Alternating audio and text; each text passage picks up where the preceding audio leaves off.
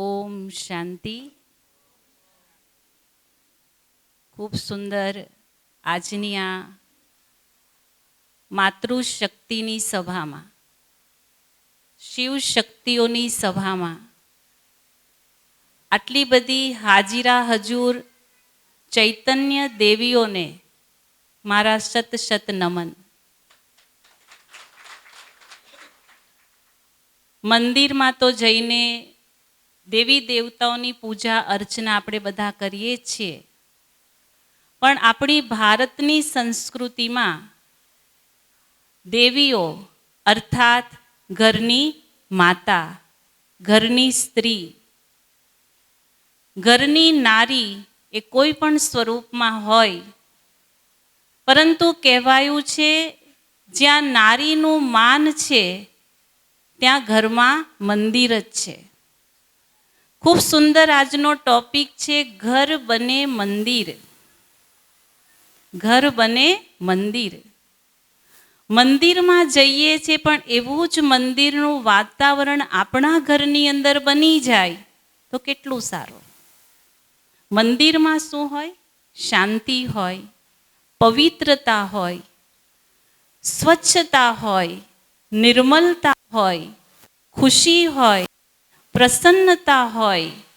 મંદિરમાં જ્યારે આપણે જઈએ છીએ ત્યારે આપણને ખબર છે કે આપણે મંદિરમાં ગયા અને વરદાનોની વર્ષા આપણી ઉપર થવાની છે. તો મંદિર એને કહેવાય જ્યાં વરદાનોની વર્ષા નિરંતર થતી રહે, શુભ ભાવનાની વર્ષા નિરંતર થતી રહે, એને કહેવાય મંદિર. ફક્ત 4 દિવાલોથી બનેલા ઘરને, મકાનને મંદિર ન કહેવાય, ઘર પણ ન કહેવાય. શું દિવાલો ચણી લીધી, સુંદર મજાનું ફર્નિચર બનાવી દીધું, સરસ મજાના પડદા લગાવી દીધા, બધા જ પ્રકારના સાધનો પણ ઘરમાં આવી ગયા, પરંતુ સાચું ઘર કોને કહેવાય? એને મકાન કહેવાય. ઘર કોને કહેવાય? ઘર એને કહેવાય જ્યાં આપણને શાંતિ મળે, જ્યાં એકબીજાના સંબંધોમાં સ્નેહ હોય, એને કહેવાય ઘર. અને એટલે જ કહેવાયું છે ધરતીનો છેડો ઘર છે. ઘરમાં જે સુકૂન મળે છે ને, તમે જોજો બીજે ક્યાંય નથી મળતો. તમે ગમે તેટલું સુંદર જગ્યા પર ફરીને આવો, ગમે તેટલી સુંદર જગ્યા પર દેશ વિદેશમાં ફરવા જાઓ, પણ છેલ્લે શું થાય? હવે ઘરે જઈએ ને તો મજા આવશે. જે હાર્સ, જે સુકૂન આપણને ઘરમાં મળે છે ને, એ બીજે ક્યાંય નથી મળતો. કોઈ 7 સ્ટાર હોટલ, 5 સ્ટાર હોટલમાં જમીને આવે, કેટલું મોંઘું જમવાનું હોય, ભાણું, જ્યારે ઘરનું ભાણું મળે ને ત્યારે એમ થાય કે હવે શાંતિથી કંઈ પેટ ભરાયું થાય છે ને એવું. તો ઘર એટલે કે સુકૂન મળે, જ્યાં શાંતિ મળે, એને કહેવાય ઘર. પરંતુ આપણે આજે જોઈએ છીએ કે ધીરે ધીરે ધીરે પશ્ચિમની સંસ્કૃતિ આપણે ત્યાં આવી ગઈ રહી છે.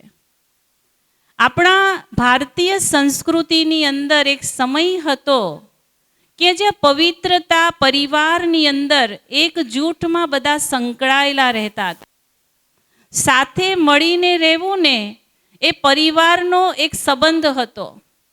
પણ આજે આપણે જોઈએ છીએ કે પરિવાર ન રહેતા બબ્બે વ્યક્તિ, 3 વ્યક્તિ, 4 વ્યક્તિ છૂટા છવાયા બધા પડતા જાય છે. કારણ કોઈ પણ હોય, પરંતુ આજે પરિવાર તૂટતા જાય છે. અને એ પરિવાર કહીએ છીએ, પણ એ પરિવારમાં સુખ અને શાંતિ રહ્યા નથી. આજે આપણે ટોપિક લઈને ખૂબ સુંદર ઘર બને મંદિર વિષય પર આજે આપણે જ્યારે ચર્ચા કરવા માટે ભેગા થયા છીએ, મને યાદ આવે છે કે બ્રિટનની અંદર મેં આ વાત સાંભળી 1989ની સાલમાં. વિદેશની વાત છે, યુકેમાં. ત્યાં જગ્યાનો ભાવ ઘણો બધો, મકાનો ખૂબ મોંઘા, એટલે ત્યાંની સરકાર એવું વિચાર્યું, આમ પણ બધા લોકો નોકરી કરે છે, તો કિચન એટલે કે રસોડાની જગ્યા તો એમનેમ જ રહી છે.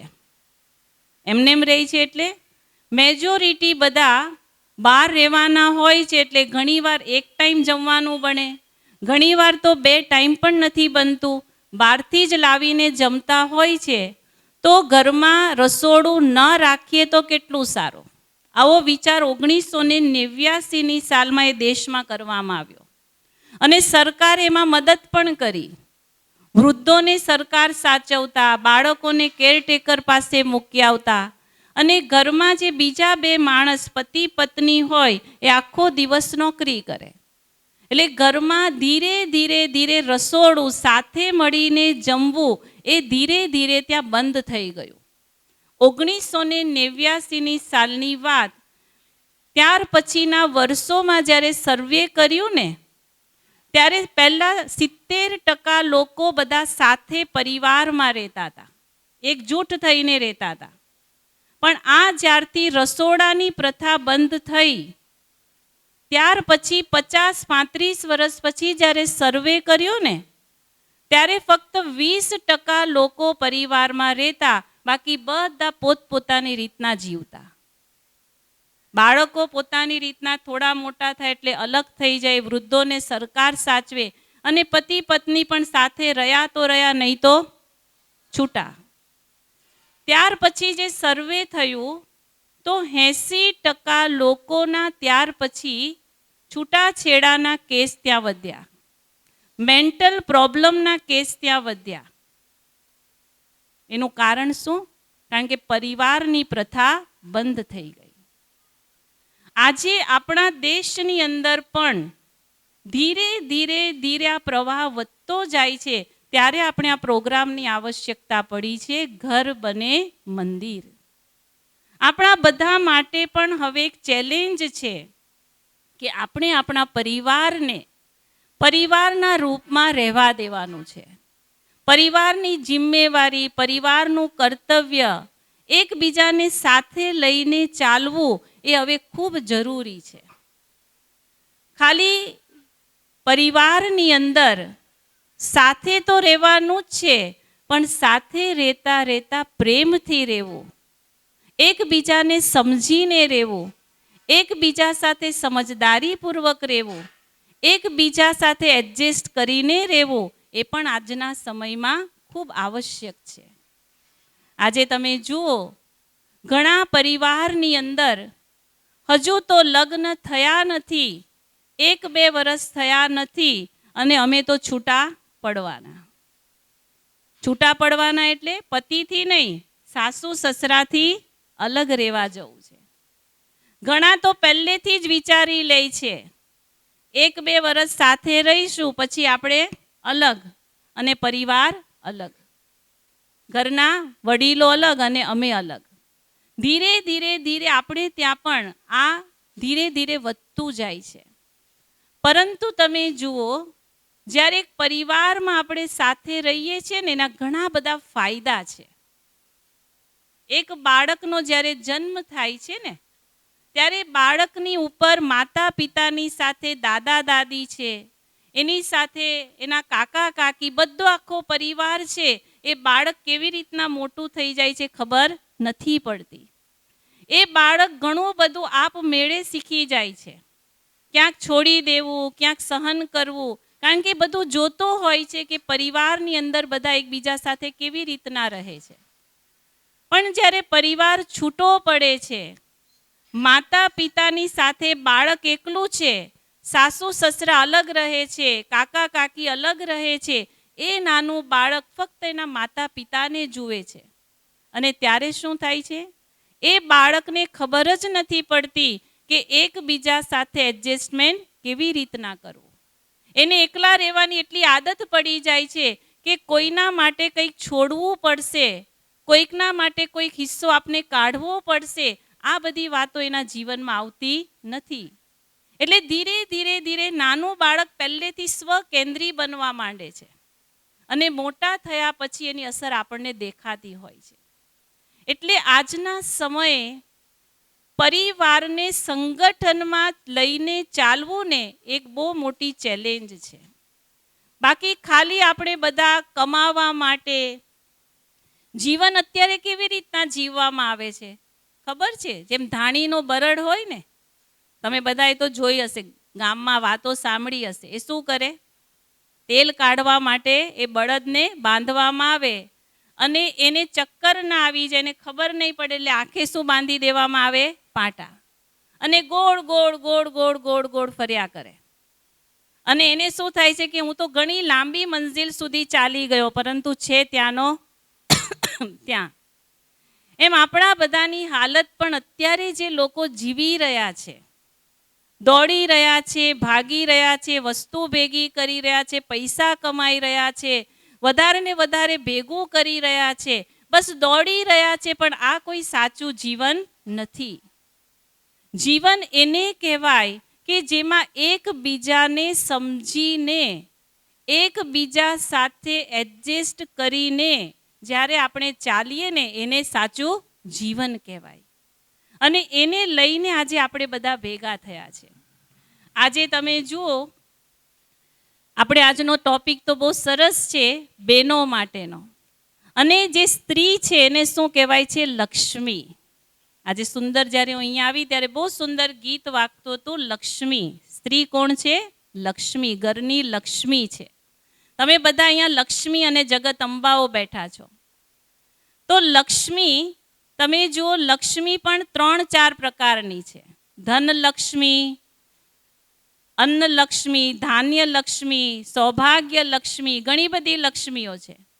આપણે બધાએ પોતાને આજે ચેક કરતા જઈશું કે મારે લક્ષ્મી સ્વરૂપ ઘરની અંદર બનવાનું છે. ઘરમાં પણ તમે જુઓ, જ્યારે દીકરી આવે છે ને ત્યારે શું કહેવાય છે? શું કહેવાય છે? લક્ષ્મી. અને વહુ પણ જ્યારે આવે છે, ઘરમાં કંકુ પગલાં પાડે છે, પહેલો દિવસ હોય છે, ત્યારે શું કહીએ છીએ? લક્ષ્મી આવ્યા. આરતી ઉતારીએ છીએ, એ લક્ષ્મીનું આહવાન કરીએ છીએ. શરૂઆતમાં તો લક્ષ્મી રૂપ જ હોય છે, પણ ધીરે ધીરે શું થાય છે? ધીરે ધીરે શું થાય છે? આજે ફરી આપણે એ લક્ષ્મી સ્વરૂપને આહવાન પણ કરીશું અને જોઈશું પણ. કહેવાનો ભાવ એ છે કે ઘરમાં જ્યારે, આમ પણ તમે જો ભારતની સંસ્કૃતિમાં પહેલાં એવું હતું, અત્યારે નથી, અત્યારે સમય થોડો બદલાઈ ગયો છે. દીકરાનો જન્મ થાય ને તો ઢોલ વગાડવામાં આવે, પેંડા વેચવામાં આવે, અને દીકરીનો જન્મ થાય તો જલેબી. કંઈક અંતર તો આવી જાય છે, હે ને? અત્યારે થોડું પ્રથા બદલાઈ ગઈ છે. પહેલેની પ્રથા તો અલગ હતી. એ દીકરીનો શોક મનાવવામાં આવતો, દીકરી આવી એટલે શોક. બીજી બધી પણ પ્રથાઓ હતી. અત્યારે એવું નથી રહ્યું. અત્યારે તો દીકરીને પણ ખૂબ પ્રેમથી આપણે આહવાન કરીએ છીએ, સ્વીકારીએ છીએ. પરંતુ યાદ રાખજો, દીકરો અને દીકરીમાં પણ ક્યારેય ભેદ રાખતા નહીં. જેટલું દીકરાનું મહત્વ છે એટલું જ દીકરીનું પણ મહત્વ છે. તમે બધી દીકરીઓ જ બેઠી છો ને? દીકરીઓ જ છો ને? સ્ત્રીઓ જ છે ને? અને સ્ત્રીઓ છે કે પુરુષ છે, એ બેનાથી જ આ દુનિયાનું સર્કલ ચાલે છે. કોઈ એકનું મહત્વ નથી, બેવનું એટલું મહત્વ છે. પરંતુ આજે જે જોવામાં આવે છે કે એક સ્ત્રી જ બીજી સ્ત્રીની દુશ્મન બનતી હોય છે. સાચી વાત છે? એક સ્ત્રી જ જ્યારે ઘરમાં બાળકનો, એ દીકરીનો જન્મ થતો હોય છે, ત્યારે ઘરમાં એક સાસુમાં જ એવું કહે છે કે દીકરો આવતે ને તો વધારે સારું. પરંતુ ભલે દીકરી આવી કે ભલે દીકરો આવ્યો, મારા માટે બેવ સરખા છે. તમે જોજો, જ્યારે દીકરી જેટલું ઘરનું હિત રાખે છે ને, જેટલું દીકરીને ઘરનું હિત ચિંતક કહેવાય, એટલું બીજું કોઈ જ નથી હોતું. ઘરમાંથી દીકરી જ્યારે લગ્ન કરીને વિદાય લે છે ત્યારે કેટલી રડે છે. તમે બધાએ જોયું હશે, તમે પણ અનુભવ કર્યો છે. તમે પણ મા બાપને ઘર છોડીને આવ્યા છો બધા. દીકરો જ્યારે વિદેશ જતો હોય ને, દીકરો જ્યારે કંઈક બીજી જગ્યા પર ટ્રાન્સફર થતો હોય ને, એટલો રડે છે. દીકરી કેટલી રડે છે. છેલ્લે સુધી, મરતી ઘડી સુધી, ભલે દીકરી બીજા ઘરે પણ કદાચ ચાલી ગઈ હશે ને, પણ એને એના ઘરનું જેટલું હિત છે એટલું બીજા કોઈને નથી. એટલે ઘરમાં જ્યારે દીકરીનો જન્મ થાય એ પણ લક્ષ્મી છે, અને ઘરમાં જ્યારે વહુ લગ્ન કરીને આવે છે એ પણ ઘરની લક્ષ્મી છે. અને બેવ લક્ષ્મીને મારે રીતના જોઈને એને એટલો જ પ્રેમ, એટલો જ વાલ, એટલી જ સદભાવના એના માટે રાખવાની છે. આજે તમે જુઓ, ઘણીવાર એવું જોવામાં મળતું હોય છે કે આપણે આ બધી વાતોને ભૂલી જઈને આપણો વ્યવહાર બદલી નાખતા હોઈએ છીએ. આજે સંસારની અંદર કહેવાય છે કે સોમવાર, મંગળવાર એ બધા વાર તો સારા, પણ સૌથી સારો વાર કયો? પરિવાર. બરાબર ને? એટલે આજે પાક્કું કરી દો કે મારો પરિવાર ક્યારેય તૂટવો જોઈએ નહીં. મારી વહુ, મારી સાસુ, મારી દીકરી, મારા માટે બધાનું મહત્વ એક સરખું રહેવું જોઈએ. પરંતુ આજે આપણે જોઈએ છીએ કે સમય જતાં મનુષ્યની ઈચ્છાઓ વધતી જાય છે, અને ઈચ્છાઓ વધતા વધતા ઘણીવાર ઘરોની અંદર ઘણા બધા ઝઘડાઓ, કલહ કલેશ પણ વધતા જતા હોય છે. ગાંધીજીએ કહ્યું છે, બહુ સરસ વાત કરી છે કે મનુષ્યને પ્રકૃતિ અને ઈશ્વરે એની જરૂરિયાત પ્રમાણેનું બધું જ આપ્યું છે. તમે જો આપણે જરૂરિયાત પ્રમાણેનું બધું મળી રહી છે, પણ જ્યારે આપણી ઈચ્છાઓ વધે છે ને, એ ઈચ્છાઓનો કોઈ પણ પૂરી કરી શકતું નથી.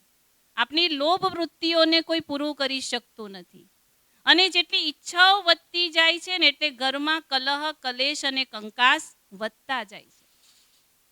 પહેલા એક સમય એવો હતો કે ઘરની અંદર બધા જ ખૂબ સાદગી ભર્યું જીવન જીવતા હતા. શ્રમવાળું જીવન હતું. આજના લોકોનું જીવન કેવું બની ગયું છે? ભૌતિકતાવાદી. ભૌતિકતાવાદી એટલે બધી વસ્તુઓ જોઈએ જ, આ પણ જોઈએ, આ પણ જોઈએ, આ પણ જોઈએ, આ પણ હોવું જોઈએ. અને એના કારણે તમે જો ઘરની અંદર ઘણા બધા પ્રશ્નો ઉદ્ભવતા હોય છે. તમે જો એક સમય હતો આ ભારતની અંદર, તમે બધાએ જોયું હશે, એક સમય એવો હતો કે ઘરમાં દિવાળી કે એવો કોઈ લગ્ન પ્રસંગ આવતો ને, તો ઘરમાં એક સરખો ટાંકો કપડાનો લાવી દેવામાં આવતો, અને બધાને એક દરજી બોલાવીને બધાને એક સરખા કપડાં બની જતા હતા. અને બધાને ખુશી થતી હતી, અરે વાહ, અમારા સરખા કપડાં છે. અને ખુશી શું થતી હતી? અમે બધા તો ભાઈબંધ છે, અમે ભાઈ ભાઈ છે, એક ઓળખાણ થઈ જતી હતી. બરાબર ને? આ રીતના લોકો ચાલતા હતા.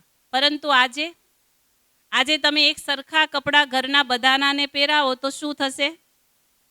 અરે એક સરખા કપડાં તો શું, આજે તમે બાળકોને કદાચ એક ડ્રેસ પહેરાવ્યો, સરસ મજાનો એટલું સુંદર ડ્રેસ છે, આજે કોઈ પ્રસંગમાં જઈને આવ્યા અને પછી એમ કહેવામાં આવે કે આ બીજા દિવસે બીજા બર્થડે પાર્ટીમાં તારે આજ પહેરી જવાનું છે, તો શું કહેશે? નહીં ચાલે. આના કપડામાં કેવું લાગે? અને આના કપડામાં મારા ફોટા તો એના એ જ આવશે ને, મારે તો મારો ફોટો પોસ્ટ કરવાનો છે, એટલે આના કપડાં પાછા પહેરાય નહીં. આટલું પરિવર્તન અત્યારે આવી ગયું છે. આપણામાં પણ આવ્યું છે, અને આપણા પછીની પેઢીમાં પણ આ પરિવર્તન આવતું જાય છે. આજે તો તમે જુઓ, લગ્ન બીજાના ઘરમાં હોય છે, પણ 5 જોડી કપડાં આપણે ત્યાં લેવાય છે. એવી જ હાલત થઈ ગઈ છે ને, એવું જ થયું છે ને. કહેવાય છે કે બેગાની શાદી મેં અબ્દુલ્લા દીવાના. અને કેટલી બધી રસમો રિવાજો વધતા જાય છે, અને એમાં આપણા ખર્ચાઓ પણ વધતા જાય છે. પહેલા ગામડાની અંદર જ્યારે લગ્ન થતા કે કોઈ પણ એવો પ્રસંગ આવતો હતો ને, તમે જોજો, ગામના બધા સાથે મળીને પ્રસંગ પૂરો કરી દેતા હતા. એટલે કે જમવાનું બનાવનારા પણ બધા આપસમાં, ગામના લોકો ને આસપાસના બધા ભેગા થઈને બનાવતા. મંડપ બનાવવાનો હોય, છાયડો કરવાનો હોય, તો બધું પતી જતું હતું. આ રીતના એક વ્યવહાર હતો. પરંતુ આજે શું થઈ ગયું છે? આજે અંતર શું આવી ગયું છે ખબર છે? આજે સારા સારા કપડાં પહેરવાના, એક તો અલગ અલગ મહેંદીની રસમ ને સંગીતની કંઈક વિધિ ને કંઈક બીજી વિધિ, 5 દિવસની અલગ અલગ વિધિ હોય, અને બધામાં અલગ અલગ કપડાં પહેરવાના, અલગ અલગ રીતના તૈયાર થવાનું, બ્યુટી પાર્લરમાં જવાનું, અલગ અલગ વાળની ફેશન કરવાની, એમાં આપણો બધાનો ટાઈમ જાય છે. એટલે જમવાનું બનાવવાવાળા એ આપણે નથી રહ્યા, હવે પીરસવાવાળા આપણે નથી રહ્યા. પહેલા પ્રસંગ હોય તો નાચવા ગાવાવાળા બહારથી આવતા હતા. આજે શું થઈ ગયું? ઉલટું થઈ ગયું. નાચવા ગાવાનું કામ આપણે કરવાનું અને જમવાનું બનાવવાનું પીરસવાનું કામ કોણ કરે છે? બીજા. કેવા લોકો હોય છે? ગમે તેવા લોકો હોય એનું બનાવેલું આપણે ખાઈએ છીએ. અને જે ખરેખર ભાવ અને ભાવનાથી આપણે બધા બનાવતા હતા એ બધી વિધિઓ અત્યારે શું થઈ ગઈ છે? ખતમ થઈ ગઈ.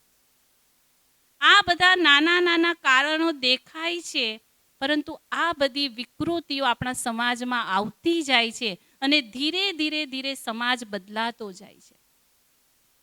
આજે આપણે જે વાત કરવાની છે કે આપણા બધાને પરમાત્મા, એક સ્ત્રીનું જે કર્તવ્ય છે એટલું સુંદર છે ભોજન બનાવવાનું. જે ભોજન તમે જો અત્યારે તો હાલત શું થઈ ગઈ છે, કદાચ કોઈ મહેમાન આવે, પહેલો સમય શું હતો? મહેમાન આવતા હતા, સરસ મજાનો કંઈ જ નહીં આવડતું હોય તો સત્યનારાયણની કથાનો પેલો શીરો તો બનાવતા બધાને આવડે. એટલા પ્રેમથી બનાવી દીધો અને મહેમાનને ખવડાવી દીધો. કંઈ નહીં તો વધારે કંઈ ખવડાવવું છે તો લાપસી બનાવીને ખવડાવી દીધી. અને આજે મહેમાન આવે તો પહેલા તો મહેમાન આવવાને ખબર પડે એટલે જ મોડું થોડું બગડી જાય. આ ક્યાં કીધા વગર આવ્યા? અને કદાચ કહીને આવે ને, ફોન આવ્યો કે સાંજે અમે આવીએ છીએ, એટલે આપણો ફોન ભાઈને થઈ જાય કે આજે મીઠાઈ લેતા આવજો, મીઠાઈ લેતા આવજો, આ લેતા આવજો, રોટલી પણ લેતા આવજો. આટલી બધી રોટલી પણ મારાથી નહીં બનાવાય, અમે શાક કદાચ બનાવી દઈશું, બાકી અમારાથી બીજું હોય વધારે થાય નહીં. આવી હાલત થઈ ગઈ છે કે નહીં? આજે સ્ત્રીઓનું સૌથી મોટું કાર્ય એ પ્રેમથી ભોજન બનાવવું છે. પ્રેમથી, ખાલી ભોજન બનાવવું નથી, પ્રેમથી બનાવવું છે. પણ આજે પ્રેમ ભોજન બનાવવામાં રહ્યો નથી, એટલે ઘર તૂટી રહ્યા. સૌથી મોટું કારણ આ છે. મેં તમને કીધું ને, યુકેની અંદર, બ્રિટનમાં જે દિવસથી રસોડા પ્રથા બંધ કરીને 50 વર્ષ પછી એનું રિઝલ્ટ અત્યારે જુઓ, ત્યાં બધા મેન્ટલ બધા કેસીસ વધી ગયા છે. અને ધીરે ધીરે ધીરે આપણે ત્યાં પણ આ સંસ્કૃતિ જો વધતી જશે ને, તો ધીરે ધીરે આપણા ભારતની અંદર પણ આ જ હાલત થવાની છે. તો આજથી મને એક વાત યાદ આવી કે તમે જો રસોડાનું ભોજનનું કેટલું મહત્વ છે. તમને બધાને ખબર હશે, કોમ્પિટિશન થાય છે, miss world competition. Miss world, સૌથી સુંદર સ્ત્રી કોણ છે એના માટેની કોમ્પિટિશન હોય છે. આ 5-7 વર્ષ પહેલાની વાત મેં જે સાંભળેલી હું તમને કહું છું. એમાં છેલ્લે 5 સિલેક્ટ થાય, બધા દેશોની અલગ અલગ સુંદરીઓને સિલેક્ટ કરે અને પછી એ લોકોને એક પ્રશ્ન પૂછવામાં આવે અને એ પ્રશ્નને આધારે એને વિજેતા નક્કી કરવામાં. છેલ્લો પ્રશ્ન બહુ મહત્વનો હોય, એમાં એની અંદર એની વિવેક શક્તિ કેટલી છે એ બધું ચેક કરવામાં આવે. એ 5 બહેનોમાં આપણા ભારતની એક બેન પણ સિલેક્ટ થઈ. એ 5ને અલગ અલગ પ્રશ્ન પૂછવામાં આવ્યો, પણ આપણી જે બેન હતી, મને નામ નથી અત્યારે યાદ, પણ એને પ્રશ્ન પૂછવામાં એવો આવ્યો કે તમે દુનિયાની અંદર સૌથી સારામાં સારી જોબ કોને ગણો છો? જોબ એટલે વ્યવસાય, જેને કહેવાય ને જોબ, કોને ગણો? સૌથી ઉત્તમ જોબ કઈ છે? આવો સવાલ એને પૂછવામાં આવ્યો. ત્યારે એ બેને જવાબ આપ્યો કે સૌથી સારામાં સારી જોબ હોય ને તો એ માની છે, જે 365 દિવસ સુધી રસોડામાં કામ કરે છે, જેને કોઈ દિવસ પણ કોઈ સેલેરીની આવશ્યકતા નથી, અપેક્ષા નથી, જેનું કામ છે ફક્ત મારે મારા બાળકોને કંઈક ને કંઈક આપવાનું છે, જે થાક્યા વગર, કંઈક વિચાર કર્યા વગર એ બસ આપતી જ રહે છે, આપતી જ રહે છે. તો સૌથી સારી જોબ કઈ છે? માની છે. અને એ પ્રશ્નના જવાબ પર એને વિશ્વ સુંદરી તરીકે એને સૌથી પહેલો નંબર એનો આવ્યો. સમજ્યા તમે બધા? તો સૌથી સારી જોબ કોણ કરીએ છે? કોણ કરો છો? માં એટલે કે આપણે બધા કરીએ છીએ કે નહીં? કરો છો? કરો છો કે નથી કરતા? હા, પ્રેમથી રસોઈ બનાવીએ છે, પ્રેમથી ખવડાવીએ છે. હા, કે પછી અરે શું કરવાનું, બનાવવું જ પડશે ને, ચલો બનાવી દો. આજે હું જોઉં છું, આજે હું જોઉં છું સમય બદલાતા બદલાતા દર રવિવારે તો બહારનું જ ખાવાનું, બહારથી જ મંગાવવાનું. મને તો ખબર છે અહીંયાની સંસ્કૃતિ હજુ બહુ સારી છે, આપણી સૌરાષ્ટ્રનો આખો વિસ્તાર છે, બહુ સારી સંસ્કૃતિ છે આપણી. પરંતુ બહારની અત્યારે તમે માહોલ જુઓ ને, ચારે બાજુનો માહોલ જુઓ ને, કોઈને રસોડામાં જવું ગમતું નથી. એટલે પહેલાં તો પાક્કું કરો, રસોડું જો તૂટ્યું, સાથે ભોજન કરવાનું ને કરાવવાનું જો ખતમ થયું ને, એ ઘર આખું પરિવાર પણ શું થઈ જશે? ખતમ થઈ જશે. આજે આ ઘર બને મંદિર પ્રોગ્રામ એ ખાસ તો સાસુ અને વહુનો પ્રોગ્રામ રાખ્યો છે. આ બે સંબંધ, જેને હું તો કહીશ સાસુ અને વહુ શબ્દ ન વાપરતા આપણે કહીશું મા અને દીકરીનો સંબંધ છે. લાગે છે ને બધાને? મા અને દીકરી. તો આજે મેં કીધું આપણે 3-4 પ્રકારની લક્ષ્મીને જોવાની છે. તમે ચેક કરતા જજો. પહેલું છે ધનલક્ષ્મી. શું બનવાનું છે આપણે બધાએ? ધનલક્ષ્મી. ધનલક્ષ્મી કોને કહેવાય? જે ઓછામાં ઓછા ધનની અંદર પણ પોતાના પરિવારને સુચારુ રૂપે ચલાવી શકે એને કહેવાય સાચી ધનલક્ષ્મી. ધનલક્ષ્મી એને કહેવાય જે ધનને સુમાર્ગે વાપરે, ખોટી જગ્યા પર નહીં વાપરે, સુમાર્ગે વાપરે. ધનલક્ષ્મી એને કહેવાય જે ધન કેવી રીતના આવે છે, સુમાર્ગે આવે એનું પણ ધ્યાન રાખે, એને કહેવાય સાચી ધનલક્ષ્મી. એક સમય એવો હતો, તમે જુઓ ઘરની અંદર જે સ્ત્રી હતી ને, ઘરની અંદર જે વડીલો હતા ને, બહુ જ ધ્યાન રાખતા હતા. શું ધ્યાન રાખતા હતા? કે ઘરમાં એક પણ ખોટો પૈસો, ઉપરનો પૈસો આવવો જોઈએ નહીં. કારણ કે ઘરમાં જો ઉપરનો પૈસો આવશે ને, તો ઘરની અંદર આખું ઘરનું વાયુમંડળ બગડી જશે. પહેલોનો સમય એવો હતો કે કદાચ કોઈ લાંચ રૂશ્વત આપવાની કોશિશ કરતું ને, કે થોડુંક કામ કરી દો ને આટલા લઈને, ત્યારે એ વ્યક્તિ એવું કહેતો, ના મારે નહીં જોઈએ, મારા ઘરમાં છોકરાઓ છે, મારો પરિવાર છે, આ ધન હું લઈ જઈશ અને એનાથી એ પરિવારના લોકો ખાશે ને તો એમની મતિ પણ બગડી જશે, આવું કહેવામાં આવતું હતું. પરંતુ આજે ઉલટું થઈ ગયું છે. આજે શું કહેવામાં આવે છે? મારા પણ છોકરાઓ છે, મારો પણ પરિવાર છે, મારે પણ એમને સારી સ્કૂલમાં ભણાવવા છે, થોડુંક તો તમારે આપવું પડશે, થોડાક 2 પૈસા તો વધારે આપવા પડશે. અને જ્યારે ધન ખોટી રીતના ઘરમાં આવ્યું, જે ઘડીએ આપણા ઘરમાં ખોટું ધન આવ્યું, એટલે આપણા ઘરમાં કલહ કલેશ શરૂ થયા વગર રહેવાના નથી. યાદ રાખજો. એટલે ઘરની ધનલક્ષ્મી એને કહેવાય. યાદ રાખજો કે જે ધ્યાન રાખે પોતાના પતિને કે પોતાના દીકરાને, જે ઘરમાં કમાનાર ભાઈ મેમ્બર છે એને પાક્કું કરાવે કે અમે 2 જોડી કપડાથી ચલવી લઈશું, અમે મીઠું મરચું ને રોટલી ખાઈને પણ ચલવી લઈશું, પણ આપણા ઘરમાં ક્યારે 2 નંબરની કમાણી લાવતા નહીં. એ સાચી ધનલક્ષ્મી છે. એ પરિવારનું હિત ઈચ્છનાર સાચી લક્ષ્મી એને કહેવાય. પરંતુ આજે ઉલટી ગંગા વહી રહી છે, ઉલટી દિશામાં આપણે જઈ રહ્યા છે. બીજું ધનલક્ષ્મી એને કહેવાય. કેમ આ બધું બની રહ્યું છે? કેમ લોકો ખોટા કામ કરી રહ્યા છે, ખોટી રીતના ધન ભેગું કરી રહ્યા છે? એનું એક કારણ, બેનો તમે ખોટું નહીં લગાડતા, આપણા વચ્ચેની વાત છે. મને જે વિચાર આવે છે, મેં અત્યાર સુધી જે માર્ક કર્યું ને, ઘરની જે બહેનો છે ને, એ સ્ત્રી હોય, તમે જો પતિ જ્યારે ઘરે આવે છે, ઘરનો કમાનાર વ્યક્તિ જ્યારે ઘરમાં આવે છે, કેટલા બધા પ્રોબ્લેમ ધંધાની અંદર અત્યારે હોય છે, કેટલી બધી કોમ્પિટિશન છે, એમનેમ ધંધો થતો નથી, એમનેમ નોકરી નથી થતી, ઉપરનું પ્રેશર છે, મોંઘવારી વધતી જતી છે, કેટલા બધા ટ્રાફિકની અંદરથી પસાર થતો એ થાકેલો વ્યક્તિ ઘરમાં આવે છે ને, અને ઓર પણ એને બીજા બધા કમાવા માટેના બહુ બધા એને તકલીફો હોય છે, અને ઘરમાં જ્યારે આવે છે ત્યારે ઘરની જે સ્ત્રી હોય છે, પત્ની પણ વિચારે છે, હું પણ આખો દિવસ કામ કરીને થાકી ગઈ, મેં શું કર્યું ને એ પણ તો થોડુંક મારે ભાઈને વાત કરવી પડશે. બરાબર? પેલો ભાઈ થાકીને આવ્યો છે, આપણે ઘરનું થોડું કામ કરીને કઈ ઉપર નીચે થયું એટલે આપણે પણ થાકી ગયા છે, એટલે આપણે જેવા ડાઇનિંગ ટેબલ પર જમવા બેસીએ ને, તમે જોજો મેજોરિટી જમવા બેસીએ ને ત્યાં જ આપણું શરૂ થઈ જાય છે. એક બેને મને કીધું કે બેન અમારા ઘરમાં મેજોરિટી ઝઘડા છે ને ડાઇનિંગ ટેબલ પર જ થાય છે, એટલે કે જમતી વખતે શરૂ થાય. પૂરા ક્યારે થાય પછી એ નક્કી નહીં, એ તો પછી ચાલ્યા જ કરે, આખી રાત પણ વીતી જાય તો ખબર પડતી.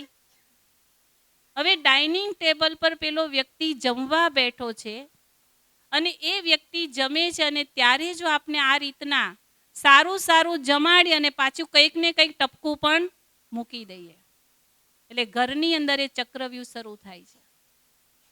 સાચી વાત છે ને?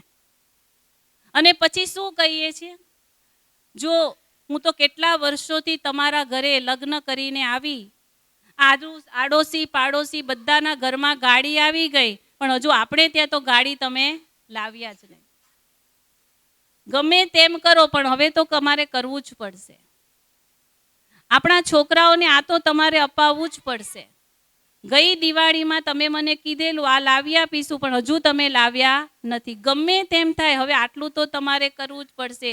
આ રોજનું રોજ કંઈક ને કંઈ ડિમાન્ડ, કંઈક ને કંઈક ઈચ્છાઓ, કંઈ ને કંઈ એકબીજા સાથે કમ્પેરિઝન. દેરાણીને ત્યાં આવ્યું, જેઠાણીને ત્યાં લઈ લીધું, મારી બેનને ત્યાં તો બહુ સારું છે, તમે તો હું ખબર નહીં આ પરણીને આવીને પણ મને તો ક્યારેય કશું તમે આપ્યું નહીં. આવી કંઈક ને કંઈક વાતો જ્યારે આપણે કરતા રહીએ છીએ ને, ત્યારે એ જે વ્યક્તિ છે ને આપણા ઘરના, એને એક હથોડા પડતું હોય ને એવું લાગે છે. એ આવ્યો છે ઘરે પેટને શાતા આપવા, મનને શાતા આપવા માટે. ડાઇનિંગ ટેબલ ભોજનની થાળી એ પેટ અને મનને સુખ આપનાર છે, અને ત્યાં જ આપણે આવી બધી વાતો જ્યારે શરૂ કરી દઈએ છીએ. યાદ રાખજો, એ વ્યક્તિ પછી વિચારે છે કે ઘરે જઈને રોજ આ બધું સાંભળવાનું, રોજ આવી ટકટક સાંભળવાની, રોજ કંઈક ને કંઈક વાતો સાંભળવાની. હવે મારે પણ કંઈક કરવું તો પડશે જ. અને ત્યારે વ્યક્તિ ખોટો રસ્તો અપનાવે છે, લાંચ લેશે, રૂશ્વત લેશે, બીજા કોઈ ખોટા કામ કરશે, યા કંઈક વસ્તુમાં શેર બજારમાં રોકાણ કરશે, ક્યારેક નુકસાન થશે, ક્યારેક ફાયદો થશે, અને ઘરની અંદર આ ટેન્શન, તણાવ, આ ચક્રવ્યૂહ વધશે, અને આ ઘરની અંદર કલહ કલેશ વધતો જશે. સાચી ધનલક્ષ્મી તો એને કહેવાય જે ઘરને જે રીતના ચલાવવાનું છે, જેટલી આવક છે એ પ્રમાણે ઘરને ચલાવતા જેને આવડે, વિવેકથી ચલાવતા આવડે ને, એને કહેવાય સાચી ધનલક્ષ્મી. સાચી ધનલક્ષ્મી એને કહેવાય જે ધૂળને પણ ધાનમાં ફેરવી નાખે. ગમે તેટલા ઓછા પૈસા આપણા ઘરમાં આવે ને, પણ એટલું સુચારે રૂપે ઘરને ચલવે કે ઘરના વ્યક્તિને પણ ખબર નહીં પડે કે આ બધું કેવી રીતના ચાલી રહ્યું છે. તો આપણે બધા એવી ધનલક્ષ્મી બનીએ અને આપણા ઘરને સુચારુ રૂપે ચલાવીએ. બીજું છે ધાન્ય લક્ષ્મી. ધાન્ય એટલે અન્ન લક્ષ્મી. મેં આગળ પણ કહ્યું કે સ્ત્રીઓનું સૌથી મહત્વનું કામ શું છે? ભોજન બનાવો, પ્રેમથી ભોજન બનાવવું, ભગવાનને ભોગ લગાવો, અને આપણા પરિવારના જેટલા પણ મેમ્બર છે ને એને ખૂબ પ્રેમથી જમાડવું. તમે યાદ રાખજો, વ્યક્તિના દિલ સુધી પહોંચવાનો, વ્યક્તિના હૃદય સુધી પહોંચવાનું સૌથી મોટું સાધન હોય ને તો એ ભોજન છે. જે વ્યક્તિ, જે સ્ત્રીને આ ભોજનની કળા એવી રીતના આવડી જાય બનાવતા, પ્રેમથી, સ્વાદની વાત નથી કરતી હું, પરંતુ પ્રેમથી તમે જ્યારે ઘરના લોકો માટે ભોજન બનાવો છો ને, ત્યારે તમે અડધું તમારા ઘરના બધાના દિલ જીતી લો છો. પણ આજે કમનસીબી એ દેખાઈ રહી છે કે સ્ત્રી આ ભોજન બનાવવાથી દિવસે ને દિવસે દૂર થતી જાય છે. આપણા માહોલ તો ઘણો બધો સારો છે, પણ બોમ્બેની અંદર ને એવા બધા વિસ્તારોની અંદર, આપણા પણ વેસુ ને આ બધા વિસ્તારોની અંદર ઘરમાં કામવાળી બેન તો આવે જ છે કચરા પોતા કરવા, ચલો એ તો આવે છે, પણ 4 જ વ્યક્તિ છે, શરીર પણ સ્વસ્થ છે, પણ એ 2 ટાઈમનું ભોજન બનાવવા એ બેન તૈયાર નથી, મહારાજને બોલાવે છે. અને આપણે બધા ક્યાંથી ઘડી અઠવાડિયામાં એકવાર ક્યાંથી મંગાવી લઈએ છીએ? ક્યાંથી મંગાવ બોલો તો ખરા? હોટલમાંથી. મને તો બધું ખબર નથી. હા, ફોન કરો એટલે હાજર થઈ જાય. હવે તો બધી સિસ્ટમ પણ બહુ ફાઇન આવી ગઈ છે. ઓનલાઈન બુકિંગ કરાવી દેવાનું એટલે આપણે જેવું જોઈએ બધું આપણા ઘરમાં મળી જાય છે. પણ સ્ત્રીએ ભાવથી બનાવેલું જે ભોજન છે અને હોટલમાં બનાવેલું જે ભોજન છે કે મારા જ આવીને કદાચ ઘરમાં બનાવે છે, તમે જો એના વિચારો કેવા હશે. ભોજન એ ખાલી સ્વાદ માટે નથી, ભોજન એ ફક્ત શરીરને તાકાત આપવા માટે નથી. જ્યારે તમે ભોજન બનાવો છો ને ત્યારે તમે કંઈક સારા વિચારો બીજાને આપો છો, તમારો પ્રેમ બીજાને આપો છો, તમારા પ્રેમના ભાવોનું આરોપણ તમે બીજાની અંદર કરી રહ્યા છો. એટલે ભોજન બનાવવું અને ભોજન ખવડાવવું એ આપણી સૌથી મોટી સંસ્કૃતિ છે. તમે અહીંયા જેટલા પણ મારા બહેનો બેઠા છો, કોઈક સાસુ છો, કોઈક વહુ છો. અત્યારે કદાચ સાસુએ ભોજન બનાવવાનું કદાચ વહુએ સ્વીકારી લીધું હશે, વહુ કરતા હશે.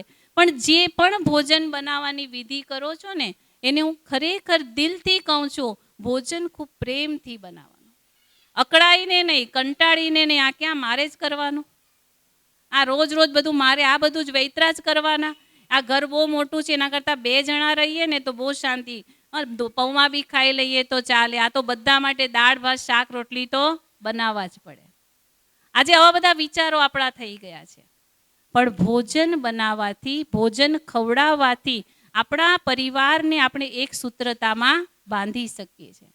આજે આપણે જોઈએ છીએ સાસુ વહુની અંદર અત્યારે ઘરની અંદર આ બધી વાતો ખૂબ વધતી જાય છે. લગ્ન થવાના હોય છે ને અત્યારના સમય, મને તો બધા બહેનો અમારે આસપાસ અમારા કેન્દ્રમાં આવતા એટલે બધા સંભળાવતા એટલે ખબર. લગ્ન કરતા પહેલા પૂછે છે કે ઘરના મેમ્બર કેટલા છે, યા તો એવું પૂછે છે જૂનું ફર્નિચર કેટલું છે. તો મને એકવાર કોઈ તો જૂનું ફર્નિચર એવું કેમ પૂછે છે? તો કે બેન તમને નહીં ખબર પડે, જૂનું ફર્નિચર એટલે ઘરડાઓ કેટલા છે. એ મારે બધાનું કરવું પડશે. તમે વિચાર કરો, જ્યારે આવી વૃત્તિ હોય છે તો આ દીકરીમાં પણ આ સંસ્કાર ભર્યા કોને? મા બાપે પહેલેથી સંસ્કાર ભરવાના હોય કે ઘરમાં જ્યાં વડીલોની છત્રછાયામાં આપણે જેટલા રહીશું ને એટલે આપણે સેફ છે. આપણે એકલા, તમે જો આજે ઘણા બધા કિસ્સાઓ કેવા કેવા બની રહ્યા છે. 2 પતિ પત્ની એકલા રહે છે, સાસુ સસરા ગામમાં છે. મેં આ બધા કિસ્સાઓ સાંભળ્યા. પહેલાં તો બહુ સારું લાગે છે બધું કે આપણે તો બસ 2 જ જણનું કરવાનું, બધું થઈ ગયું ને આપણે તો ખાઈ લીધું ને ફર્યા ને જે થયું બધી મજા આવે છે. પણ એવા કિસ્સાઓ આજે બને છે. ઘરમાં કોઈ વડીલ નથી, કોઈ આપણે જોનાર નથી, કોઈ ટોકનાર નથી, કોઈ આપણે 2 શબ્દ કહેનાર નથી. કે પહેલાં તો દીકરી કદાચ ભાગીને ચાલી જતી હતી, આજે એવા કિસ્સા છે કે ઘરમાં નાના બાળકો છે અને વહુ પણ ચાલી જાય છે. આવા બધા કિસ્સાઓ કેમ બની રહ્યા છે? કારણ શું છે? કારણ કે આપણે પરિવારની પ્રથા ભાંગી નાખી, તોડી નાખી. અને ઘણીવાર દોષ મા બાપનો છે. એ દીકરીને જ્યારે સાસરે મોકલે છે ને ત્યારે સંસ્કાર આપીને મોકલવાની જરૂરત છે. આજે આપણે તો શું કહીએ છીએ, જો નહીં ગમે ને કોઈનું સાંભળવાનું નહીં. પહેલાં તો આપણે એવું કહીએ છીએ. પહેલે શું સંસ્કાર આપવામાં? બધાનું સાંભળવાનું, આ સંસ્કાર આપવા. અત્યારે શું સંસ્કાર આપવામાં આવે છે? કોઈનું સાંભળવાનું નહીં. બરાબર છે? હા કે ના? હા કે ના? પરંતુ વાસ્તવમાં જે આપણા વડીલો છે, સાસુ છે, ઘરમાં જે પણ વડીલો છે, એ આપણે જ્યારે કંઈક શીખવે છે એના અનુભવથી શીખવી રહ્યા છે. એના કંઈક ને કંઈક અનુભવ છે અને એ શીખવેલું એ આપણે આગળ જતાં ખૂબ કામ લાગવાનું છે. બીજી વાત કે ઘરની અંદર તો બધા જે વહુ છે એને એમ થતું હશે આ તો બેન તો હમણે જ કહે છે, કારણ કે 2 બેઠા છે, એટલે અમારે સાંભળ્યા જ કરવાનું. સાસુ જે કહે તે બેન અમારે સાંભળ્યા જ કરવાનું, એવું ના, એવું પણ નથી. પણ જે સાસુ અહીંયા બેઠા છે એના માટે હું કહું છું કે શીખવવાનું છે, આપણે જ શીખવવાનું છે. આપણી વહુને, આપણી દીકરીને આપણે જ શીખવવાનું છે. પણ શીખવવાની ઢબ શું હોવી જોઈએ? ટક ટક ટક ટક થાય એવું લાગવું જોઈએ નહીં. હંમેશા આપણે પુરાની બેલેન્સમાં ચાલવાનું છે, બેવનું બેલેન્સ રાખવાનું છે. ઘણીવાર આપણે જુઓ, આપણે ખૂબ બચત કરી છે. સાસુએ આગલા જમાનાની અંદર આપણે બચત કરીને અહીંયા સુધી પહોંચ્યા છે, બરાબર? એટલે આપણે શું કહીએ છીએ? બચત કરો, અમે તો આમ કર્યું હતું, અમે તો આમ કર્યા હતા, અમે તો આવું નહીં કરતા હતા, તમે તો બધું વેડફો છો ને આ છે ને તમારે આ. રોજ નવી નવી સ્ટોરી એમને સંભળાવ્યા છે. એ સંભળાવતા પેલી વ્યક્તિ થાકી જાય છે. હવે આપણા જીવનમાં એ બચત આપણે કરી, બહુ સારું કર્યું છે, પરંતુ અત્યારની આ જે પેઢી છે એની પાસે બધા સાધનો ઉપલબ્ધ છે અને કદાચ એ થોડો ખર્ચો કરે છે તો આપણે એને ચલાવતા પણ આવડવું જોઈએ. એ પણ આપણે શીખવવાનું છે, પણ શીખવવાની ઢબ કેવી હોવી જોઈએ? એને દુઃખ નહીં લાગે. એને એવી રીતના શીખવીએ કે જેથી એને એમ થાય કે આમાં મારી ભલાઈ છે, આ મને સાચું શીખવે છે. પણ રોજ એકની એક વાત કયા કરીશું ને તો એ વ્યક્તિ આપણાથી શું થઈ જાય છે? દૂર થઈ જાય છે. એ જ રીતના વહુએ પણ એ વિચારવાનું છે કે જો વધારે પડતા ખોટા ખર્ચા કરીશું, આજે મેજોરિટી હું જોઉં છું કે બેનો, યુથ, વહુ, જેને વહુ કહીશું, યુથ જે છે એ મેજોરિટી ખર્ચા શેની પાછળ કરે છે? કપડાઓની પાછળ. રોજ નવા કપડાં પહેરવા, જેવા કપડાં એવા સેન્ડલ, એવી જ બધી જ વસ્તુઓ હોવી જોઈએ, બરાબર ને? અને મેં જેમ કીધું, એક પ્રસંગમાં પહેર્યું તો બીજા પ્રસંગમાં પહેરાય નહીં. અમારે ત્યાં એક બેન મને સંભળાવતા હતા કે બેન, મારા વહુની પાસે છે ને જેટલા જોડી કપડાં છે ને એટલા જોડી ચપ્પલ છે, અને એક કબાટ કપડાનો છે તો એટલો જ ઉપર કબાટ ચપ્પલનો છે. અને એકવાર પહેર્યું ને પછી શું કરે કે હવે તો આ મને ગમતું નથી, એટલે એ બીજાને કોઈકને એના પરિવારમાં આપી દે છે. હવે એક ડ્રેસ તમે જો 1200-1500નો આવે અને આપણે આ રીતના આપતા જઈશું, આપણે કોઈ નહીં ટોકે તો પછી આપણે વાસ્તવની અંદર અત્યારનો જે સમય છે ને એ કપડાની જગ્યા પર જો તમે એટલું કદાચ સોનું ખરીદ્યું હોય તો સમય પર કામ લાગશે. એટલે આપણા વડીલ સાસુ આપણને કહે છે, એમાં એમની પણ ભાવના સારી છે કે તમે જે બચાવશો ને એ ભવિષ્યમાં તમને કામ લાગશે. બાકી કપડાની પાછળ, વસ્તુઓની પાછળ પૈસા વેડફી નાખીશું તો નુકસાન કોને થશે? આપણને થશે. એ જ રીતના ઘણીવાર તમે જુઓ, આપણે શું કરીએ છીએ, ઘરમાં જે દીકરી છે એ દીકરી તરીકે આપણે રહેતા હતા ત્યારે આપણું રહેણ સહેણ અલગ હોય છે. ગમે ત્યારે ઉઠવું, ગમે ત્યારે સૂવું, ગમે ત્યારે બેસવું. પણ જ્યારે સાસરે લગ્ન થઈને આવીએ છીએ ત્યારે આપણે શું કરવું જોઈએ? જે સાસરાની રીત રસમ છે એ પ્રમાણે ઉઠવું, એ પ્રમાણે સૂવું. આજે તો તમે જો ઉઠવાનું ને સૂવામાં પણ બહુ અંતર આવી ગયું છે. હા, ઘણીવાર અત્યારે એવું કે સાસુ વહેલા ઉઠી જાય અને વહુ 7-8 વાગે ઉઠે. ક્યારે ઉઠીએ? પહેલાં તમે જો મંદિરમાં ઘંટડી વાગતી 5 વાગે, ત્યાર પહેલાં લોકો ઉઠી જતા હતા.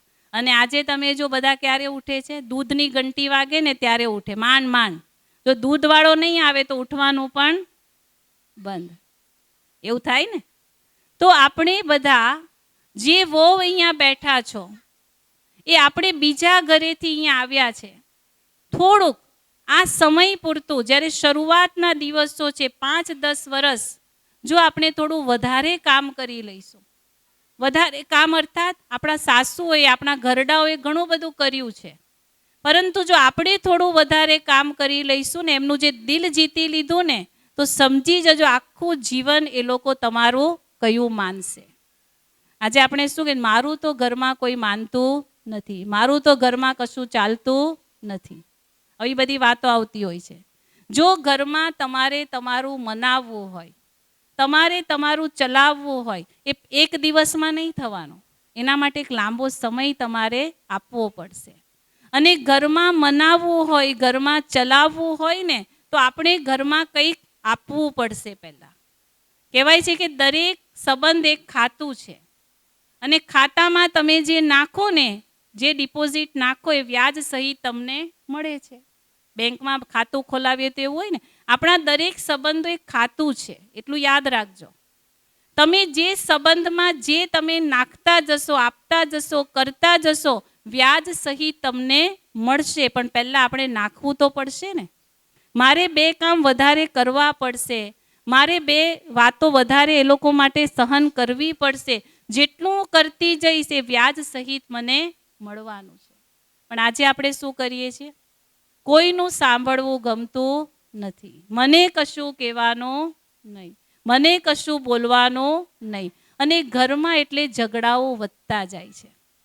એકબીજાને સમજીને, જેમ દીકરી માટે જેટલો મારો પ્રેમ છે ને, એમ વહુ માટે પણ મારો એટલો જ પ્રેમ.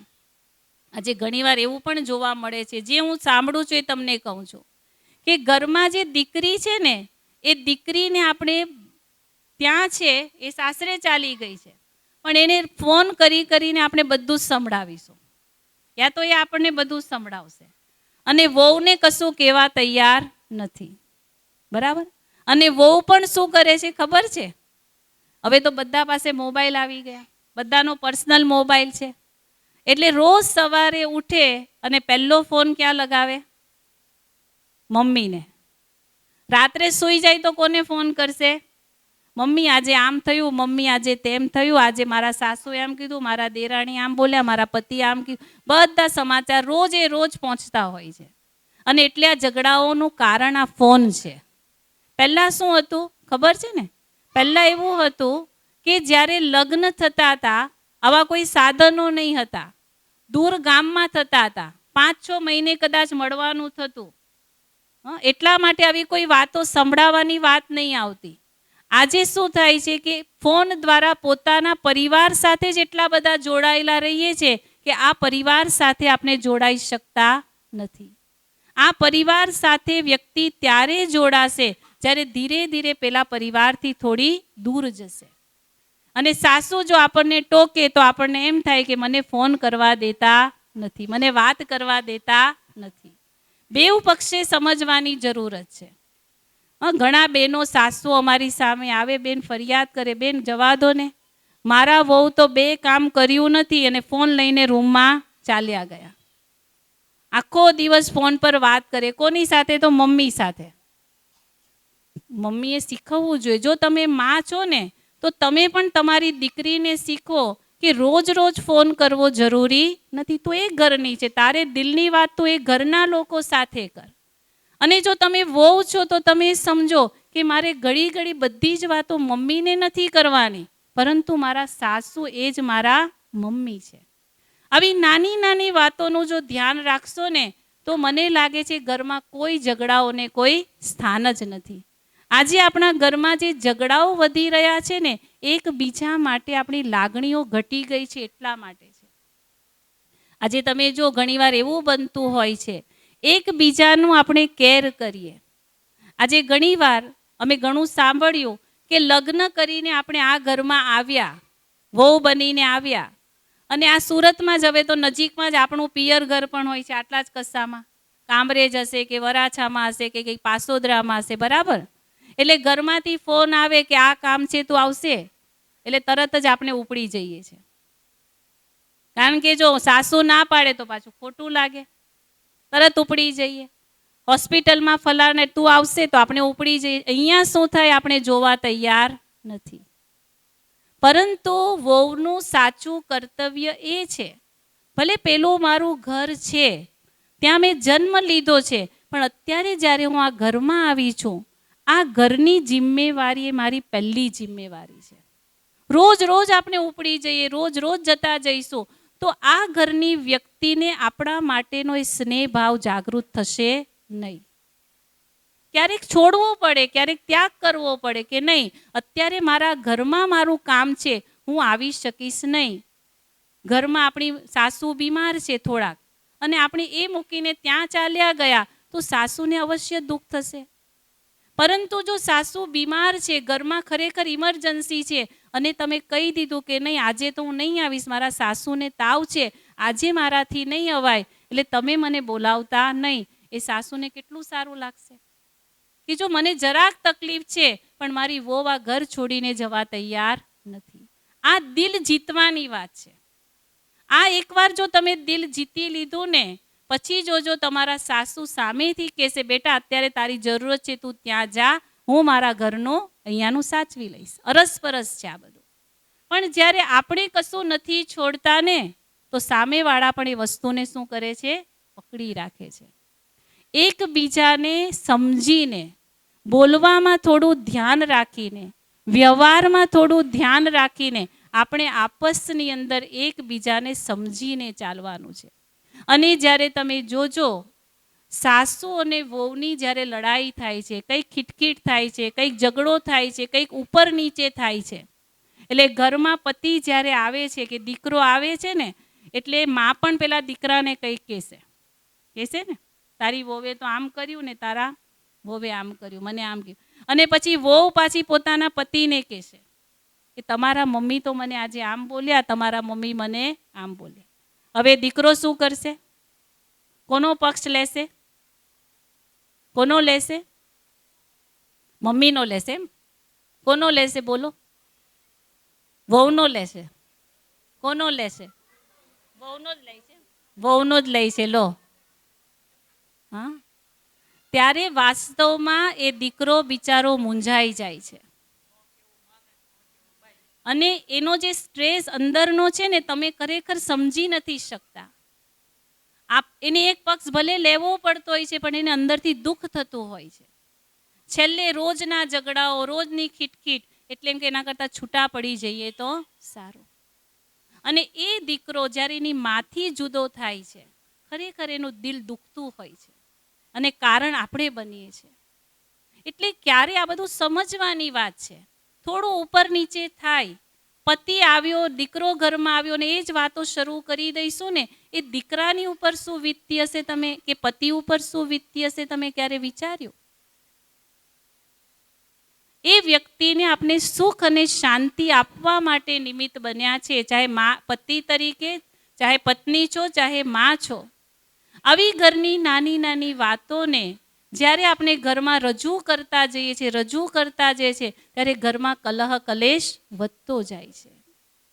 ખરેખર એકબીજા, કારણ કે આજે મારા પતિ છે અને હું કદાચ એને માથી જુદો કરી દઈશ, કાલે એવું બનશે કે મારી માની પણ કોઈક વહુ હશે, અને જો એવું કરશે તો અને યાદ રાખજો, હંમેશા બધાએ જ યાદ રાખવાની વાત છે, જે હું વાવીશ ને એ મને મળવાનું છે. હંમેશા આપણે હું મારા સાસુને સુખ અહીંયા આપીશ, ત્યાં મારી માને સુખ મળવાનું જ છે. તમે આપો તો ખરા. હું મારી વહુને સુખ આપીશ તો ત્યાં મારી દીકરીને સુખ મળવાનું છે. આજે ઘણી વાર એવું લાગે છે મને, ભૂલ કોની છે એવું નથી કહેવા માંગતી, ભૂલ આપણા બધાની હોય છે, પણ એકબીજાને સમજવાના છે. ઘણીવાર સાસુઓની ભૂલ એ થઈ જતી હોય છે, આપણા જમાનામાં આપણે થોડું ઓછું મળ્યું છે, આપણા જમાનામાં સાધનો ઓછા હતા, આપણા જમાનો થોડો કડક હતો, એટલે આપણે એવું વિચારીએ છીએ કે મારે પણ આ લોકોને કડકાઈથી જ રાખવાના. ભલે મને જે નથી મળ્યું, પણ મારે મારા વહુને એનાથી વધારે કંઈક આપવાનું છે ને એમાં મારે ખુશ થવાનું છે. એ લોકો ફરવા જાય છે તો એની મને ખુશી હોવી જોઈએ. આપણે તો શું કે અમારા જમાનામાં આમ કંઈ ફરવા જતા હતા, એ જઈએ ત્યારે આપણે અવશ્ય બોલીએ છીએ, આવું બોલાય જ નહીં. એ ફરવા જાય છે, આપણને ખુશી થવી જોઈએ. ફરવા જઈ રહ્યા છે ને આપણે તરત જ, અમારા જમાનામાં આમ જવાતું જ નહીં હતું, અમે તો ક્યાંય જતા જ નહીં હતા, તો વહુને આપણા માટે પ્રેમ ક્યાંથી ઉત્પન્ન થશે? એના કરતાં એને તૈયારી કરી આપો ને, બેટા તમે લોકો જાઓ, ત્યારે વહુને થશે કે આ માને, સાસુને અમારા માટે પ્રેમ છે. અને વહુને પણ એ સમજવાની જરૂરત છે. આપણે સમજ પડવી જોઈએ કે આપણા વડીલોએ તો શરૂઆતમાં આ બધું જોયું જ નથી. બચતમાં જીવન જીવ્યા છે, ત્યાગમાં જીવન જીવ્યા છે. ક્યારેક એવો પ્રોગ્રામ બનાવો એમની જાણ વગર કે આજે આપણે બધા સાથે ફરવા જઈશું, તમારે આવવાનું જ છે અમારી સાથે ફિલ્મ જોવા. કેમ? એમના માટે એમને કેટલી ખુશી થશે. એમને ફિલ્મની ખુશી નથી, એમને ફરવાની ખુશી નથી, પણ તમે એને સાથે લઈ જાઓ છો ને એની ખુશી છે. હમણાં બહુ સરસ, અમારે ત્યાં એક બેન આવ્યા, મને ઘડી એની વહુની વાત, એની વહુ તો વિદેશમાં, એ લોકો કંઈક બિઝનેસ છે, પરંતુ જ્યારે એ લોકો એના માટે ખાસ ફરવાની જ્યારે અહીંયા આવે છે ને, એ પહેલો પ્રોગ્રામ એ બનાવે છે કે મારે મારા માતા પિતાને, એટલે કે સાસુ સસરાને ફરવા લઈ જવા છે. આવો પ્રોગ્રામ બનાવે છે. બેઉ પક્ષે અરસપરસ સમજવાની જરૂરત છે કે હું મારા વડીલોને કઈ રીતના સુખ આપું. સાસુએ સમજવાની જરૂરત છે કે આ દીકરી મારા ઘરમાં આવી છે, હું એને કઈ રીતના સુખ આપું. આપણા જ દુઃખના રોડના રડ્યા કરીશું તો એ વ્યક્તિ દુઃખી થઈ જશે. મને કદાચ મારા જમાનામાં સુખ નહીં મળ્યું હતું, પણ મારી વહુને મળે છે તો મને ખુશી થવી જોઈએ, અને હું જેટલી એને ખુશી આપીશ તો મને ખુશી મળવાની છે. અરસપરસ છે. તો આજના દિવસે ઘરની અંદર આપણા બધાની અંદર કંઈક ને કંઈક મન મુટાવ થયો હશે, કંઈક નાની મોટી વાતોમાં દુઃખ પણ થયું હશે, પણ આજના દિવસે આપણે ખૂબ સુંદર આ પ્રોગ્રામમાં આવ્યા છે. આપણે બધી જ વાતોને આજે ભૂલી જવાની છે, માફ કરી દેવાની છે. તમારાથી ક્યારેક તમારા સાસુને કંઈક બોલાઈ ગયું હોય, કંઈક અવજ્ઞા થઈ ગઈ હશે, સાસુએ પણ વહુને ક્યારેક એવા શબ્દો બોલી દીધા હશે, વ્યવહારમાં પણ કેટલીક એવી વાતો આવી ગઈ હશે. આજે આપણે બધા જ એ વાતોને શું કરીશું? ભૂલી જઈશું અને માફ કરી દઈશું. પકડી નહીં રાખીએ, મનમાં કોઈ વાતને પકડી નહીં રાખીએ. ઘણા લોકો કહે બેન મને તો કશું છે ને, તમે શું સંભળાવ્યું ને મને યાદ જ નથી રહેતું, મને સત્સંગ સાંભળું છું ને પણ યાદ જ નથી રહેતું. બરાબર ને?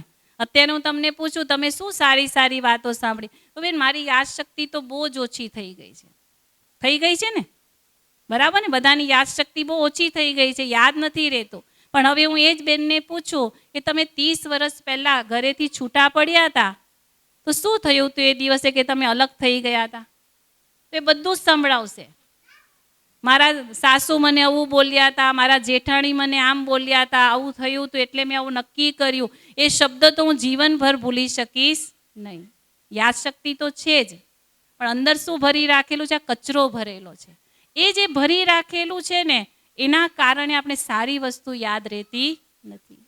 આજના દિવસે આ ભગવાનના ઘરમાં અમારા રીનાબેને કેટલો સરસ પ્રોગ્રામ તમારા માટે રાખ્યો છે, કેટલા ભાવથી રાખ્યો છે કે આ વિસ્તારનું એક એક ઘર એ મંદિર બની જાય, કે જ્યાં એકબીજા માટે આદર ભાવ હોય, પ્રેમ ભાવ હોય, થોડું માફ કરી દેવાની ભાવના હોય, થોડું ત્યાગ કરવાની ભાવના હોય, થોડું છોડી દેવાની ભાવના, અને ઘર ઘરમાં સુખ અને શાંતિ આવી જાય એવી ભાવનાથી રીનાબેને પ્રોગ્રામ રાખ્યો છે. ત્યારે આજે એક સંકલ્પ કરો કે કોઈની પણ વાતને મારે પકડી રાખવાની નથી. આ ફૂલ છે ને, તમે જો અત્યારે હું પકડું કેટલું હલકું છે ને, ભાર જરાય પણ નથી આમાં. પણ એને હું 4 કલાક પકડી રાખું તો મારો હાથ શું થશે? દુખવા માંડે છે. આ ફૂલ જેવી વસ્તુને પણ 4 કલાક પકડીશ તો દુખવા માંડશે. તો કોઈની વાતોને આપણે જો પકડી રાખીશું ને તો આપણું જીવન જ બરબાદ થઈ જશે. એટલે આજથી એક સંકલ્પ કરો, જો દિલને સાફ રાખવું હોય તો મારે બધાને માફ કરવા છે, બધાને માફ કરવા છે. કદાચ કોઈનાથી કંઈ બોલાઈ ગયું, હું સામેથી એમની સાથે બોલવા જઈશ. આજે ઘરમાં કંઈક પણ થાય છે, ઉપર નીચે થાય છે, થતું હોય છે કે નહીં? થાય છે ને? હા કે ના? ઉપર નીચે થાય છે કે નહીં? સાસુથી કંઈક બોલાઈ ગયું, વહુથી કંઈક બોલાઈ ગયું, પછી અબોલા થઈ જાય છે. પછી શું થઈ જાય છે? આપણા અબોલા, બોલતા બંધ થઈ જઈએ છે. પછી અંદર અંદર રિયલાઇઝ પણ થાય છે કે મારાથી થોડીક ભૂલ તો થઈ ગઈ. પણ પહેલા બોલવા કોણ જાય? સાસુએ જ જવાનું, એમ? વહુ નહીં આવે. હા, પહેલા બોલવા કોણ જાય?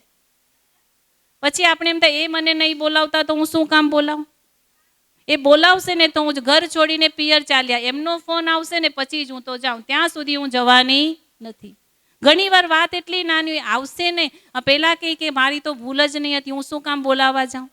અને સમય વધતા વધતા વધતા એક નાનકડી વાત એ ઘરને છૂટું પાડી નાખતું હોય છે, સંબંધોને છૂટા પાડીને. અરે ભલે એમની ભૂલ થઈ કે ભલે મારી ભૂલ થઈ હોય, મારે પહેલાં એમની સામે ઝૂકી જવાનું છે, બોલી દેવાનું છે, ભાઈ મારી ભૂલ થઈ ગઈ. આ કાન પણ પકડી લઉં તો એમ કહું, હા મારી ભૂલ થઈ ગઈ, આજ પછી હું આવું બોલીશ ને. આમાં ક્યાં આપણે નીચા નમી જવાના છે, ક્યાં નાના થઈ જવાના છે?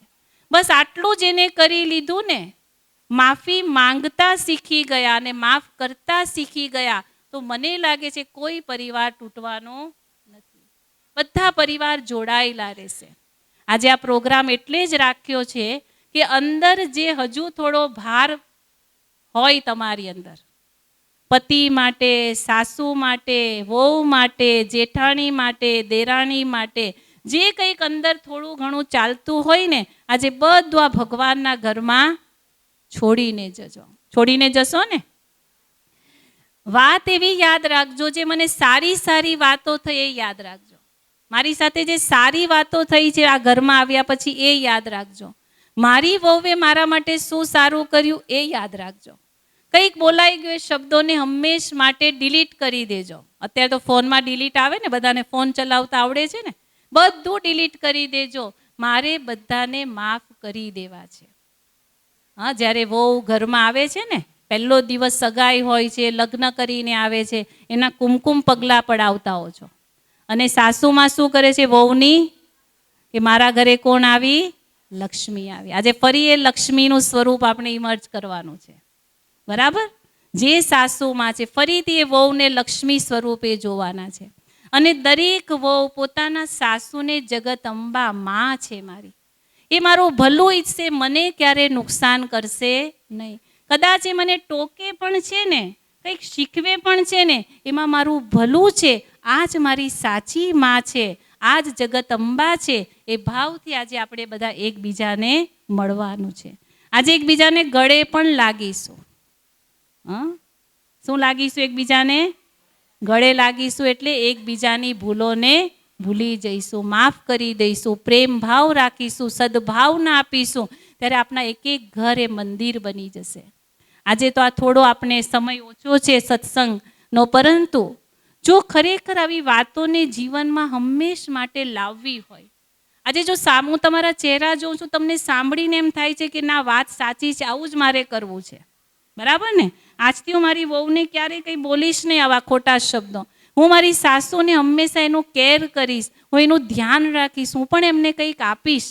તમારા બધાના ચહેરા પરથી મને દેખાય છે આ વસ્તુ. પણ હંમેશા એ સાતત્ય ક્યારે જળવાયેલું રહેશે? જ્યારે રોજ તમે આવું કંઈક આધ્યાત્મિક જ્ઞાન સાંભળશો, પરમાત્માની આવી કંઈક સારી વાતો સાંભળશો, રોજ સારો સંગ કરશો ને, તો ઓટોમેટિક તમારી અંદર આ બધા ગુણો, શક્તિઓ આવતી જશે. આ માફ કરવું, સહન કરવું, છોડી દેવું, ભૂલી જવું નેચરલ થઈ જશે. તમે જો અહીંયા અમે પણ એક સાથે 5-5, 7-7 બહેનો, 10-10 બહેનો રહીએ છીએ. તમે તો એક જ સમાજના રહો છો, એક જ સમાજ છે ને. અમે તો બધા અલગ અલગ સમાજના છે. કોઈ મહારાષ્ટ્રનું છે, કોઈ ક્યાંનું છે, કોઈ ક્યાંનું છે. અમે 5-7 બહેનો સાથે રહીએ છીએ, પણ એટલા પ્રેમથી રહીએ છીએ. બધા મારા છે અને એટલો બધો એકબીજાનો રિગાર્ડ રાખીએ છીએ. નાની બહેનો એવું સમજે છે કે અમારા મોટા બહેનો અમારા માં છે, અને અમે મોટી બહેનો એવું સમજીએ છીએ કે આ નાની બહેનો અમારી દીકરીઓ છે, એને મારે સુખ આપવાનું છે. એ પણ એવું સમજે છે કે અમારે પણ આમને સુખ આપવાનું છે. એટલા પ્રેમથી અમે લોકો રહીએ છીએ. એનું કારણ પરમાત્માનું જ્ઞાન છે. રોજ અમે પરમાત્માનું જ્ઞાન સાંભળીએ છીએ ને, ત્યારે પ્રેમ આપી શકીએ છીએ અને બીજા પાસેથી એ પ્રેમ લઈ શકીએ છીએ. અને તમે જોજો, ઘરમાં બધા વૈભવો હોય, સાધનો હોય, 4-5 ગાડીઓ કેમ ન હોય, પણ ઘરમાં રોજ ખટરાગ હોય, તો એ ગાડી, એ બંગલા, એ એસી એ આપને શાંતિ આપશે? હું તો કહું, કદાચ ઘરમાં થોડી વસ્તુ ઓછી હોય, પણ આપણો મનમેળ એટલો બધો હોય ને, તો આપણું ઘર એ શું બની જશે? સ્વર્ગ બની જશે. આજે અમારી તો એક જ ભાવના છે. તમે જેટલા અહીંયા આવ્યા છો, કોઈ 2 આવ્યા છે, કદાચ કોઈ એકલા પણ આવ્યા છો, પણ તમારા દરેકનું ઘર એ શું બની જાય? મંદિર બની જાય. આપસમાં એટલો પ્રેમ ભાવ તમારો થઈ જાય કે ઘરના, આજે તમે ઘરે જાઓ, આજે તમારો એકબીજા સાથેનો ભાવ અને ભાવના એવી હોય ને, કે ઘરમાં દીકરો કે પતિ આવે ને, ત્યારે એને પણ થવું જોઈએ કે ઘરનું વાતાવરણ તો એકદમ બદલાઈ ગયું છે. આવો ભાવ અને ભાવનાથી બધું ભૂલીને આજે આપણે બધા અહીંયાથી જવાનું છે. બરાબર? તો આજે આપણે બધા જ, અને એના માટે બ્રહ્માકુમારી ઈશ્વર વિશ્વવિદ્યાલયની અંદર આવા આધ્યાત્મિક જ્ઞાનના 7 દિવસના કોર્સ હોય છે, રાજયોગ મેડિટેશનના. હું તો તમને કહું, આજે તો તમે આવ્યા, પરંતુ આ 7 દિવસના કોર્સ અવશ્ય એકવાર કરશો, જીવનમાં આધ્યાત્મિકતાને ધારણ કરશો, તો તમારા જીવનમાં, તમારા પરિવારની અંદર ક્યારેય કોઈ સમસ્યા આવશે નહીં. તો આપ જરૂરથી આ 7 દિવસના કોર્સ પણ કરીશું. હવે આજે આપણે બધા જ પોતાનો ભાર મનનો બોજ, બધી દુઃખની વાતો, ચિંતાની વાતો અહીંયા મૂકીને જવાની છે. ખૂબ સરસ. આપણે બધા અત્યારે એક વિધિ પણ કરીશું. એકબીજાને ખૂબ પ્રેમથી આપણે મળીશું. એકબીજા માટે ખૂબ સુંદર ભાવ પણ રાખીશું. ઓમ શાંતિ.